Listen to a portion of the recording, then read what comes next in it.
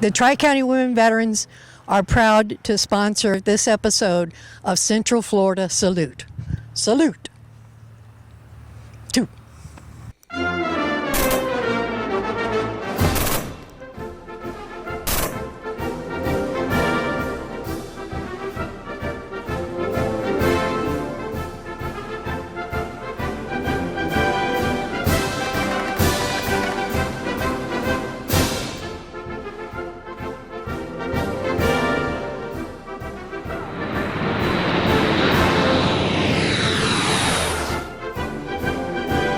Hello and welcome to Central Florida Salute. I'm your host, Bob Peters, and we're back here again in Apopka, Florida, at the VFW, and I have another guest. This gentleman fought in Korea. He's a Korean veteran.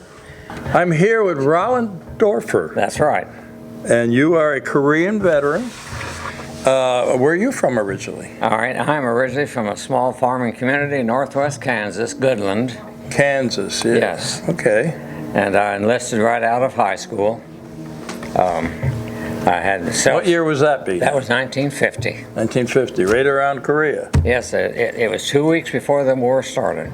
Yeah. But I enlisted. I had been a self-appointed high school photographer for 3 years, and I enlisted in order to get Navy training in the Naval Training School. Oh, okay. And the war started, and I almost didn't make it. I was assigned to the Philippine Sea carrier, which was going to Korea, but I wasn't out of boot camp in San Diego yet. So, didn't happen. I got assigned to Memphis, Tennessee Airman School, and then to Pensacola Navy Photography School. So, I lucked out on that one. So really, I really need to qualify. I am a veteran of the Korean era. I didn't actually serve in Korea. Okay. But I was with the 6th Atlantic Fleet in an amphibious command as an admiral staff photographer. Wow. A photographer. So there you have it. Well, you know, I know a lot of guys, and some of them, they joined the Navy. I had a good friend of mine. He was a merchant mariner, you know, and he never went on a ship. He got assigned to the firehouse at the academy, and is that right? Wow. That's his whole career. Now, you see, you can talk about the Merchant Marine, and my wife's ears perk up. Oh. Her dad was in the Merchant Marine. He was in Hawaii when Pearl Harbor was bombed. He and his wife and first daughter. And the Navy drafted him on the spot because he was an engineer with Hawaiian Electric. Mm-hmm. They put him on a ship. Yep. He was drafted, and that's where he went for the rest of his life, Merchant Marine. I did a show with the Merchant Marines, and I'll tell you, you talk about when in World War II, and you have to ask the people at the shorelines to turn their lights off because the ship was going out, and the German U-boats were bombing them and everything. And I did one with a gentleman who I don't remember his name, but he was the head of the Merchant Marine group, you know, retirees. I'm not sure what it was, and his assistant, and they never really got their dues because they were, unless you were on a flagship, you know, they were considered. They weren't considered veterans, but they supplied all the ammunition. If the boat got shot up and then sunk, and you're a Merchant Marine, you didn't get paid. But if you were regular Navy, you got paid. When you stop and think of the thousands of men that died on ships that were torpedoed and sunk, it's just unfathomable that they took them up until just, 20 years ago to recognize the Merchant Marine as a... And they're still fighting for some benefits. Yes, they are. But we just barely had put a Merchant Marine... Where is it? Merchant Marine flag up there someplace. Okay. Well, I guess not. Maybe it's not quite up yet. We have the flag on the stage. It's on the stage. We don't have one up here yet. Good point. Oh, okay, in the other room. Right, thank you. Yeah, okay. So, and the other one we don't have is the Space Force. Yeah. We don't have it yet. Well, I'm sure you'll get it. But, They were in every war we were ever in. That's right. Marine, yeah. All back to the Revolution, absolutely. Yeah. When I did my show with them, actually, I have video of the first show I did with the commander and his assistant. Then I did a show with 2 other merchant marines, you know, like I do today. I do a show here, a show there. And during the second show, I started talking to the guy, and the guy looks at me and goes, "You know more about the merchant marines than I do." I said, "Well, I read up. I try to read up about who's going to be on my program, you know, so I know what to talk about."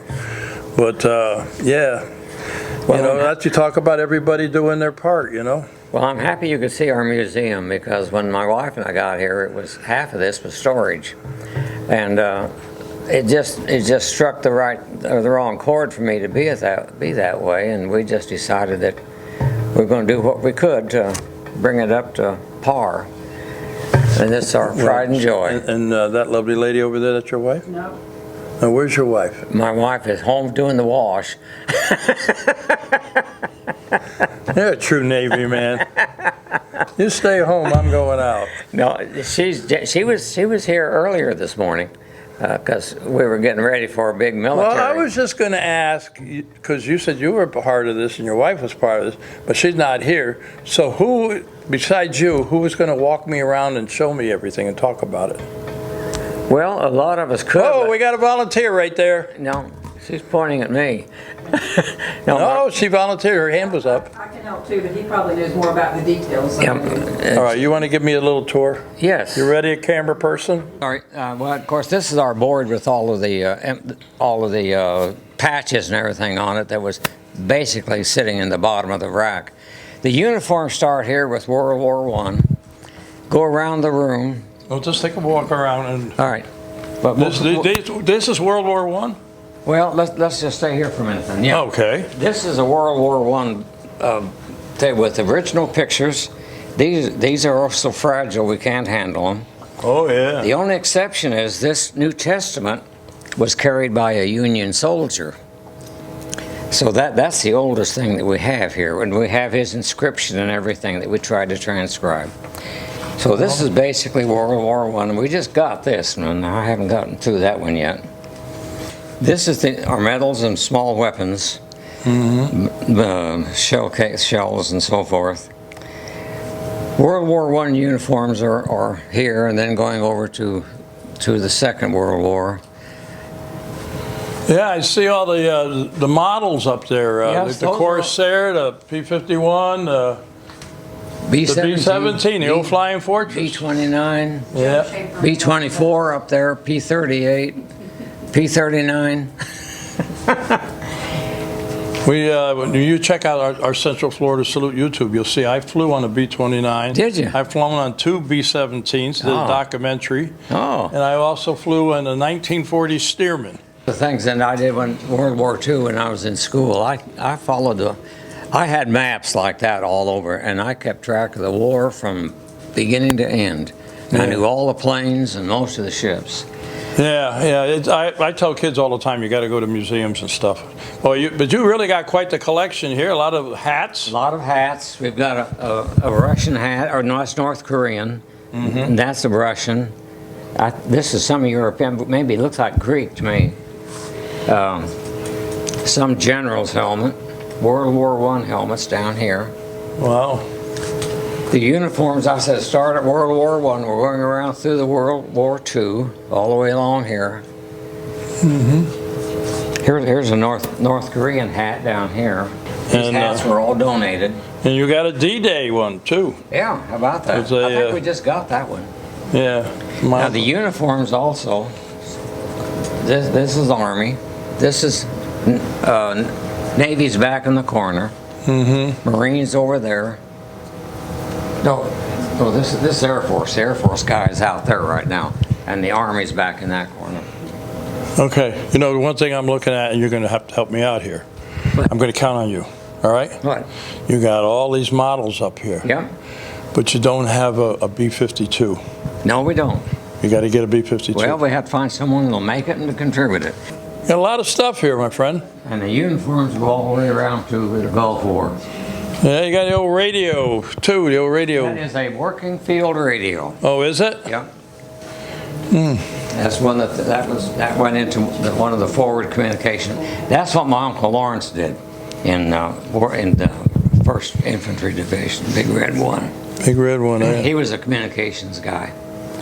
I was really proud of him, but he would not talk about the war.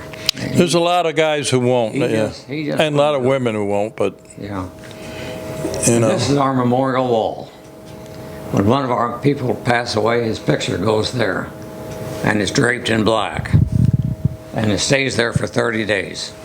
Oh, okay. Now, we've had 4 pass away recently, so we're not sure how we're going to display them. We'll probably line them up down here on the... Yeah. So that's Kuwait, right there, Kuwait. Yeah. And, yeah. So that's You got pretty much got them covered. That's pretty much it. Rolland, I want to thank you for your service. Thank you for your time today. Thank you for the tour of this place. Okay, all right. You guys have done a fantastic job. Time to say goodbye. We're proud of it, and we appreciate you being here, and goodbye to you all. Well, we thank you for the invitation. But it's time to say goodbye. And you Okay. know how we do it, right? Yep. To all our veterans out there, active military and their families, we salute you for all you do. Till next time.